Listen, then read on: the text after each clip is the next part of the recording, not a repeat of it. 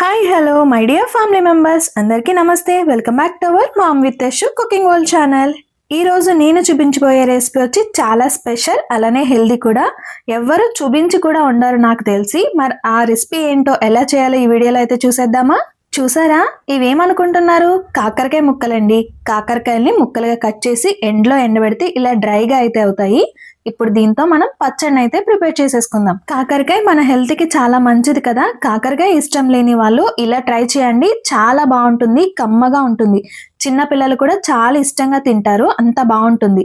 ఈ రెసిపీ నాకు మా చిన్నమ్మ చెప్పారండి. చిన్నమ్మ, థ్యాంక్ యూ సో మచ్.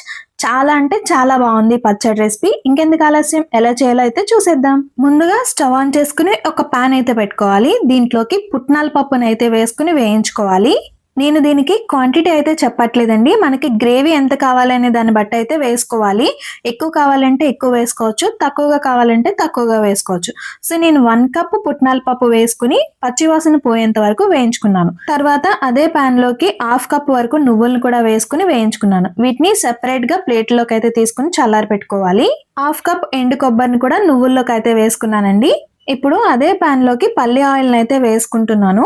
మనం పచ్చళ్ళకి పల్లి ఆయిల్ని కదా యూస్ చేస్తాం. సో అందుకోసం ఆయిల్ని అయితే వేసుకుని మీడియం హీట్ అవ్వనివ్వాలి.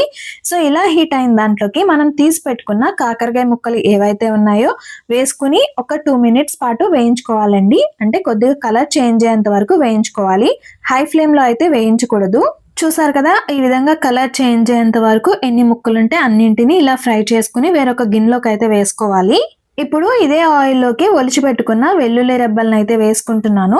ఇది మీ చాయిస్ అండి, ఇష్టం ఉంటే వేసుకోవచ్చు, లేదంటే లేదు. ఇది కొంచెం వేగిన తర్వాత జీలకర్ర, కరివేపాకు, ఎండుమిర్చి వేసుకుని వేయించుకోవాలి. తర్వాత లైట్ గా ఇంగువను కూడా వేసుకుంటున్నాను డైజెషన్ కోసం. సో వీటన్నింటిని కొంచెం వేయించిన తర్వాత స్టవ్ ఆఫ్ చేసి పక్కన పెట్టుకోవాలి. ఇప్పుడు మిక్సీ జార్ తీసుకుని ముందుగా వేయించి పెట్టుకున్న పుట్నాల పప్పు ఏదైతే ఉందో దీనిని మరీ మెత్తగా కాకుండా లైట్ గా బరకగా అయితే మిక్సీ పట్టుకోవాలి. చూసారు కదా, ఈ విధంగా మిక్సీ పట్టుకున్న తర్వాత కాకరకాయ ముక్కల్లోకి అయితే ఈ పౌడర్ ని వేస్తున్నాను. ఇప్పుడు మళ్ళీ ఇదే మిక్సీ జార్ లోకి నువ్వులు, ఎండు కొబ్బరి ఉంది కదండి, దాన్ని కూడా వేసుకుని మెత్తగా మిక్సీ పట్టుకోవాలి. చూసారు కదా, ఈ విధంగా మిక్సీ పట్టుకున్న తర్వాత దీన్ని కూడా కాకరకాయ ముక్కల్లోకి అయితే వేసేసుకుంటున్నాను.